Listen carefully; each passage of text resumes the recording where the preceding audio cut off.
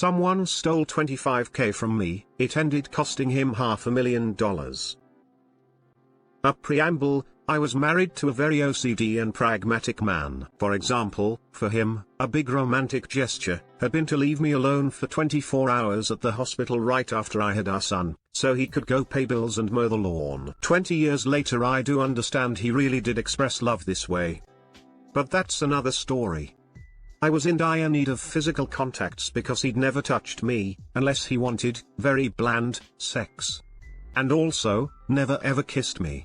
The story is not about him, it's only a preamble. So, I divorced him, not just for what's above, mind you. I felt alone and unloved in this relationship. I just wrote about it to explain the state of mind I was in when I met this other person that we'll call PS. PS was the total opposite. He was very in tune with his emotions, he was very, very intense. This will be important later. He really expressed love like I thought I needed. On our first date, the waitress asked how long we had been together since he was so into me and touching me. He made me feel amazing.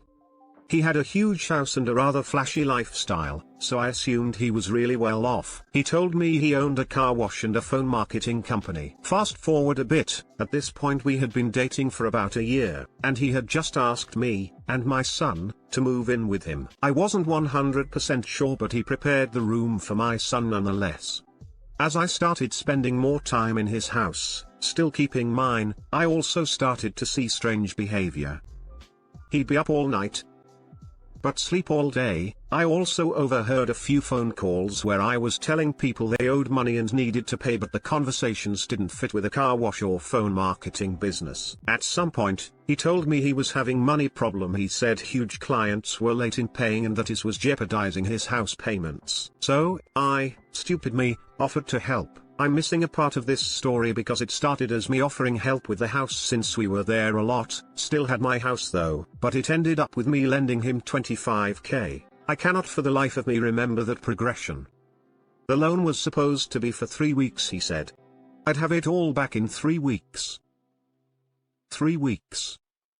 That $25K came from my retirement savings / son's college money, so I had to pay a fine to access it. It's also money it took me 10 years to put aside.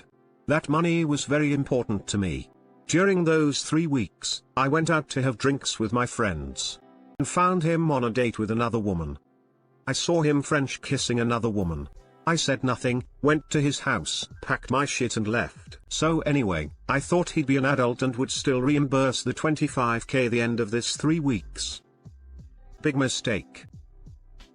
Someone I knew told me he was glad I left and proceeded to tell me about him. He said PS was a junkie, hooked on GHB, hence why he was so intense and so into his emotions. That also explained the erratic sleep / night patterns, but the final blow was when he told me PS was also a con man, a specialist in defrauding older people by phone, his so-called phone marketing company. In the beginning, I wasn't sure I believed it, but then bits of what I had overheard in the last year started to make sense, and I realized it was all true.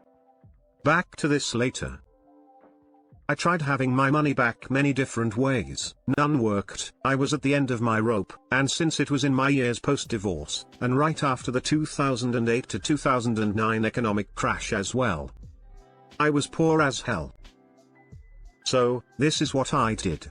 First, he had given me access to pay bills online, not to his bank accounts, but to his emails, so I was able to investigate all his accounts with the same password. I printed / screenshotted every little bit of information relating to money. I found proof that he was indeed scamming people and found the people he worked with and even the name of the person at Western Union who facilitated the money transfer. I found out he was an organized criminal. I also found out he did this between the two countries. I started preparing strike one. Strike one. So, for strike one, I printed his face and the face of everyone working for / with him, from their online profiles, in defrauding people, and left hundreds of flyers in his neighborhood. I also called the hotline for financial crime prevention in both the countries and gave very specific details and names. Know that even if he had given me the money, this goes against my core values and I would have done the same thing either way. At this point, I was preparing strike two too. Strike two, I was dumb in lending him money, but at least I did it the right way. I wrote a check. I didn't do cash, I wanted proof just in case. it would turn out to be a great idea. On the check, I had written that it was a loan. Thank you, Judge Judy, for this tip. Since he didn't pay me back, I prepared an invoice and sent it to me from his hacked email. When the time came to do my taxes, I filed a $25K as an expense using this invoice. I have many freelancers, I slid him as one of them, and it passed. Don't ask me how I got his social security number, I can't remember. But I ended up having access to it, so ratted him out to the IRS for hiding income. I found out later on through friends that the IRS started investigating him for unpaid tax. I heard he had to pay 38% taxes on the $25,000 plus pay a 20% fine for not declaring income. At this point I was satisfied. I figured $9,500 in taxes plus $5,000 in fines was 50% of what he owed me. At least he didn't get away with it all. But remember, I told you on the check I had written that it was a loan. So, I took about 2 to 3 years. But I took him to court and won. He didn't even show up, so he has to reimburse the full $25K plus court fees. Plus, what he owes to the IRS, so it's $39,500 that he was to pay for not reimbursing $25K. To this day I still haven't seen a cent. But the rest of the story makes it worthwhile. For a while I thought the financial crime call I made had no effect. Now the cherry on top. What I didn't know at the time is that the IRS would team up with Wire Fraud Division and look at everything he did. They were not able to catch him on the wire fraud.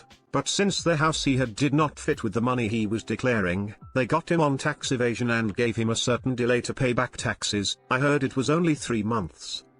But I don't know if it's accurate. They got him so good, they ended up freezing his accounts, and he lost his house. The bank foreclosed it. And his debt to the IRS is still open. We are not in the US, so he won't go to jail for this, however. But my $25K that he did not want to repay ended up costing him over $500,000. And since you cannot go bankrupt for a debt you owe to the government, I'm happy to tell you that at 40-year-old, he had to move back with his parents and ask for welfare and will probably be paying this for the rest of his life. This story is not finished, however. I just learned that he now has a job as a concierge in the apartment building of his parents, so I'll be contacting the court to have the money he owes me taken directly from his pay. The thing is, he has no idea I'm the culprit of all his bad fortune, and he recently sent me a message telling me he misses me, that I was an angel for him and that he regrets what he did. Well, not me, loser, not me. Lil edit, this is my son who told me about this subreddit and r/nuclear revenge initially, as he absolutely loves the revenge stories. I only had an account to see r/interesting as duck. He didn't really know that story but now obviously does. Now to the comments. Definitely pro, but I really hope your kid gets his college money back. OP replied, he will, and even more. After this story happened, I started working like crazy and refused to spend on futility, and then my business boomed exponentially at the same time. I believe karma was really, still is, on my side. I thought there was some program where if you report people to the IRS you get some percentage of what they collect. TLDR, OP moves in with a wealthy man who cons her out of $25K, it turns out the man makes money through fraud and organized crime. OP had the smarts and record-keeping skills to nail his ass to the wall for fraud and tax evasion. OP won the lawsuit and is legally entitled to get her $25K back. Meanwhile the man is ducked to the tune of $500K, living with his parents and working a dead-end job. You forgot the part about her falsifying documents and committing tax fraud. Yeah, this part kind of pissed me off and rubbed me the wrong way. She's just screwing someone else over. I think I can hear the sizzle from here. Wow. The fact that he still has no idea it's you make it even better. Hopefully you get your money back eventually. Little by little. OP replied, you know when they say being successful is the best revenge? Well, when I was with him, there were his best years and my worst, not by being together, I mean in general, in life, and now that he's living his worst life, with no real possibility of ever getting out of this mess at the age he's at. I'm literally at the top of my game. My business is booming, my house is 2/3 paid for. I just turned 40 and I expect to be mortgage free in 5 years max. And I just bought a brand new Mercedes and have zero debt, and I know he sees all this because I never removed him from my social media account. I wanted to be able to track him, just in case. I just blocked what he could see, the do not share with feature, and it's petty, but I unblocked a few posts where I showing off just so he would know that I'm doing amazing while he's scrubbing toilets. And I'm pretty sure this is what motivated the I miss you message. He probably still sees me as a meal ticket. If you want to take this to the next level, offer to go on a trip with him to the US and tip off the IRS. They'll be waiting for him at the border.